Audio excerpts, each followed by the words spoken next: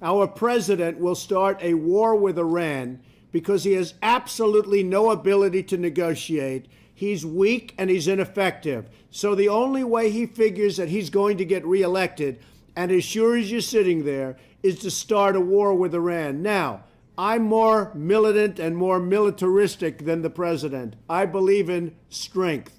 But to start a war in order to get elected, and I believe that's going to happen, would be an outrage. Iran can be taken down in many ways. Their population is in turmoil. They look at what's happening in Syria and other countries where it looked like it was an impossibility, and it looks like that one's going to collapse also. So Iran can be taken. I would never take the military card off the table. And it's possible that it'll have to be used because Iran cannot have nuclear weapons. But you've got to exhaust other possibilities. And we're in a great position to do it.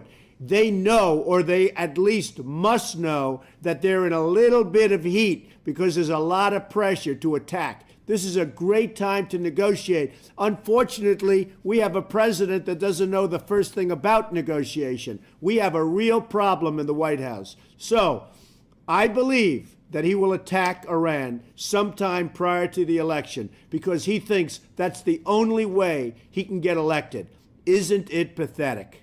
Well, it's happening just as I said it would. Iraq is becoming very, very, very close to Iran.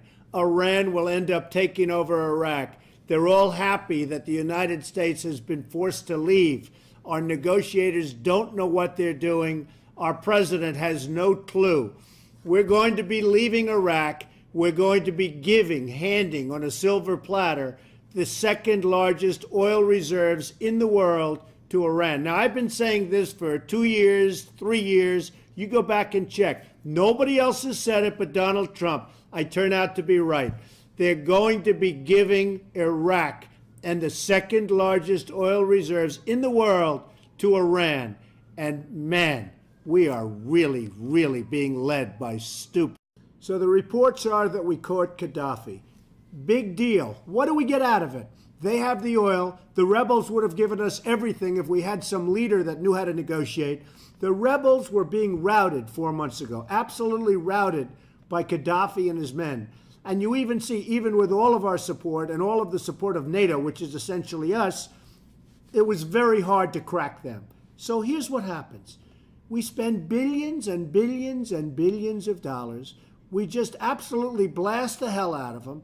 The rebels then go in, take over the place, and now if we ask for oil, they give us nothing. They'd say they're great rebels, they're great freedom fighters, we deserve nothing. If 4 months ago, when they were being routed and just beaten badly and ready to give up, if we would have said we want 50% of the oil, they would have said, absolutely, you have a deal, help us, please, you have a deal.